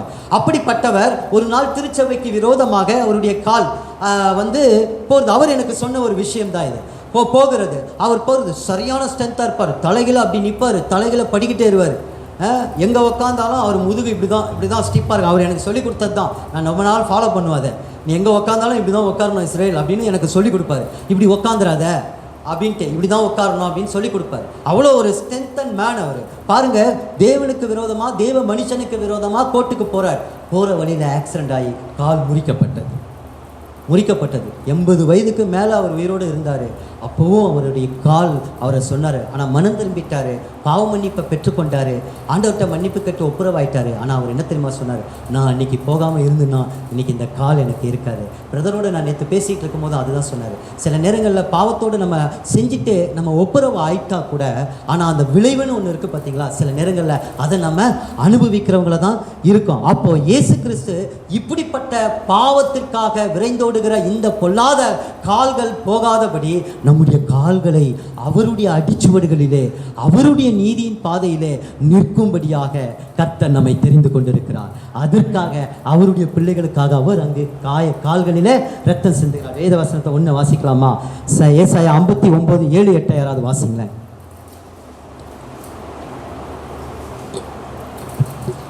அவர்கள் கால்கள் பொல்லாப்பு செய்ய ஓடி குற்றமில்லாத இரத்தத்தை சிந்த தீவிரிக்கிறது. அவர்கள் நினைவுகள் அக்கிரம நினைவுகள். பார்த்தீங்களா, அவர்களுடைய கால்கள் இப்போ எங்கே போகுது? பொல்லாப்பு செய்ய ஓடுகிறது. ஏசாயா அப்பவே எழுதி வச்சிருக்காரு பாருங்க, வாசிங்க அடுத்து. பால் கடிப்பும் அழிவும் அவர்கள் வழியில் இருக்கிறது. பால் கடிப்பும் அழிவும் அவங்க வழியில் இருக்கிறது. வாசிங்க அடுத்து. சமாதான வழியை அறியார்கள், அவர்கள் நடைகளில் நியாயமில்லை, தங்கள் பாதைகளை தாங்களே கோணலாக்கி கொண்டார்கள். அவைகளில் நடக்கிற ஒருவனும் சமாதானத்தை அறியான். அதில் நடக்கிற ஒருவனும் சமாதானத்தை அறியான். ஆனால் பாருங்க, ஆண்டவர் அப்படிப்பட்ட இடங்களுக்கு நம்முடைய கால்கள் ஒரு நாளும் போகக்கூடாது. ஒரு தேவ மனிதனுக்கு விரோதமாக, ஒரு தேவ குடும்பத்துக்கு விரோதமாக, மற்றவர்களை கோல் சொல்லி பிராண சிநேகிதனை பிரிக்கிறதுக்கு விரோதமாக ஒரு நாளும் நம்ம போகக்கூடாது. இயேசு நம்மளை அவருடைய அடிச்சுவடுகளிலே பின்பற்றி வரும்படியான மாதிரியை உண்டாக்கியிருக்கிறார். ஏன் அந்த அடிச்சுவடி அப்படின்னு சொன்னால், அதுக்கு உங்களுக்கு ஒரு புரிதலை கொடுக்குறேன். அடிச்சுவடி அப்படின்னு சொன்னால், ஏற்கனவே அவர் வேதனைகளையும் துக்கங்களையும் பாடுகளையும், அவர் முள்ளு குறுக்கு அசுத்தங்கள் எல்லாத்தையும் அவருடைய பாதங்களிலே சுமந்து சிலுவையில் சென்று விட்டார். இப்போ அவருடைய அடிச்சுவடிகளை அவருடைய பிள்ளைகள் நடக்கும்போதே வலி இருக்காது, வேதனை இருக்காது. அது ஒரு சுகமான அனுபவம். அதனால தான் நீதியின் பாதையில் ஜீவன் உண்டு அப்படின்னு அழகாக சொல்லுகிறதை நம்ம பார்க்கிறோம். அப்போ 6வது காரியம், அவருடைய அடிச்சுவடுகளிலே நம்மை அவர் நிறுத்துகிறவராய் இருக்கிறார். கடைசியாக அங்கே என்ன நடக்கிறது அப்படின்னு சொன்னால், சிலுவையில் சாகலை அப்படின்னு சொன்னால் எலும்பை முறிப்பாங்க. ஆனால் இவர் சீக்கிரமாக செத்துட்டார். எல்லா 6 லிட்டர் ரத்தத்துலேயும் எல்லா ரத்தமும் இப்போ என்ன ஆயிடுச்சு? முழுமையாய் சிந்தப்பட்டது. இப்போ கடைசியாக இருக்கிறது யோவான் 19, 33 35. வாசிக்க வேண்டாம், நான் இந்த ஒரு காரியத்தை சுருக்கமாக உங்களுக்கு புரிதலோடு நான் இந்த சத்தியத்தை சொல்ல. 7வது இடத்துல அவர் ரத்தம் சிந்தும் போது, ஈட்டியை எடுத்து அவருடைய விழாவிலை குத்தின போது அங்கு ரத்தமும், வேதம் சொல்லுகிறது தண்ணீரும் வருகிறது. அந்த இரத்தமும் தண்ணீரும் அந்த போர் சேவகன் மேல் பட்ட உடனே அவன் சாட்சி கொடுத்தான். அவன் எப்படி சாட்சி கொடுத்தான் தெரியுமா? அவன் பின்னாடி இயேசுடைய கல்லறையில் களவாய் கொண்டு போயிட்டாங்கன்னு சொல்லி ஆசாரியர்களும் பிரதான ஆசாரியர்களும் பொய் சொல்லி சில பேருக்கு காசு கொடுக்குறாங்க தெரியுமா? அப்போ அந்த போர் சேவகனுக்கு காசு கொடுக்கும்போது அந்த போர் சேவகன் அந்த காசை வாங்கவில்லை, கர்த்தரை குறித்து சாட்சி கொடுத்தான் அவர்களுக்கு. இவர்தான் மெய்யான இயேசு, இவர்தான் மெய்யான தேவகுமாரன், இவர்தான் இரட்சகர் அப்படின்னு அங்க சாட்சி கொடுத்தார்கள் என்று சொல்லி இன்னைக்கு சரித்திர ஆதாரங்களோடு கூட அது நிரூபிக்கப்பட்டு அங்கு கூறப்பட்டிருக்கிறது. வேதம் சொல்கிறது, அவன் கர்த்தரை குறித்து சாட்சி கொடுத்தான். சாட்சி எப்போ கொடுப்போம்? ஒரு அநீதி இழைக்கப்படும் போது, நம்ம தேவனுடைய விசுவாசத்தை விட்டு விலகி நம்ம போகக்கூடிய சூழ்நிலை வரும்போது நாம் அங்க நிற்கிறது தான் சாட்சி. ஹல்லேலூயா. அந்த போர் சேவகனை அங்கு சாட்சியாய் சொன்னதாக வேத அறிஞர்கள் சொல்கிறார்கள். அப்போ இங்கு இந்த விழாவில் குத்தப்படும் போது என்ன நடக்குது? இதான் ஃபைனலு, கடைசி. இந்த 6 நிலைகள் அல்ல, இந்த 7வது நிலை தான் நமக்கு ரொம்ப முக்கியம். இங்கே என்ன நடக்கிறது? ஏதேன்ல ஒரு சம்பவம் நடக்கிறது. ஆதாமுக்கு அயர்ந்த நித்திரை கொடுத்து அவனுடைய விழா எலும்பில் இருந்து அவள் ஏவாளை சிருஷ்டிக்கிறார். இங்கே 2ஆம் ஆதாமாகிய இயேசு கிறிஸ்துவனுடைய விழாவில் இருந்து அந்த இரத்தமும் தண்ணீரும் இனி சிந்த வேற இரத்தம் அல்ல, அந்த இரத்தத்தினாலே அவர் மணவாட்டி சபையை சம்பாதித்து விட்டார். அல்லேலூயா. அவர் மணவாளன், நாம் மணவாட்டி சபை. அந்த இரத்தத்தினாலே நம்மை சம்பாதித்து விட்டார். கரங்களை தட்டி நம்ம தேவனை மகிமைப்படுத்துவோம். நீங்களும் நானும் தேவனுடைய மணவாட்டி, அவருடைய அலங்கார பரிசுத்த அலங்கார மணவாட்டி. ஆமென். இதுதான் ஆண்டவர் அங்கு சம்பாதித்து இருக்கிறார். எனக்கு அருமையானவர்களே, அங்கு 7 தடவை இரத்தம் சிந்தப்பட்டது.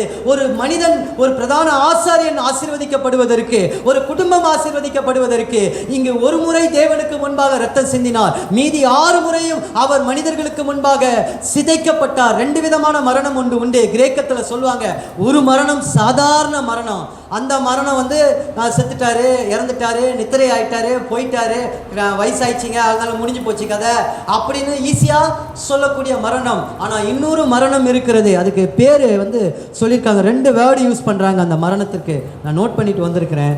அந்த மரணத்துக்கு பேர் கிரேக்கத்தில் சொல்லும்போது அந்த இன்னொரு மரணம் என்ன சொல்றாங்க அப்படின்னு சொன்னா, சிதைக்கப்படுகிறது.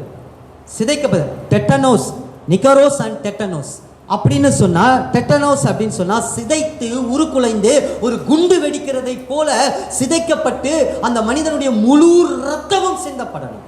இயேசு சிலுவையை தெரிந்து கொண்டது, சிலுவையிலே அந்த வேலையில் அவர் மகிமைப்பட்டது. கானா ஒரு கல்யாணத்தில் வேலை வந்ததுன்னு வேலை இன்னும் வரவில்லை என்று சொன்னார். ஆனால் அதே இது சிலுவைக்கு வரும்போதே என்னுடைய வேலை வந்தது என்று சொன்னார். இந்த வேலைக்காக தான் நான் வந்தான் அப்படின்னு சொன்னார். அப்போ அற்புதங்களும் அடையாளங்களும் 3 வருஷம் செஞ்ச இயேசு அதை ஒரு சாம்பிளாக செஞ்சு காமிச்சார். ஆனால் முழுமை எங்கன்னா சிலுவை தான் அவருக்கு மேன்மை. கழுதில் போனது கூட மேன்மை கிடையாது, சிலுவை தான் அவருக்கு மேன்மை.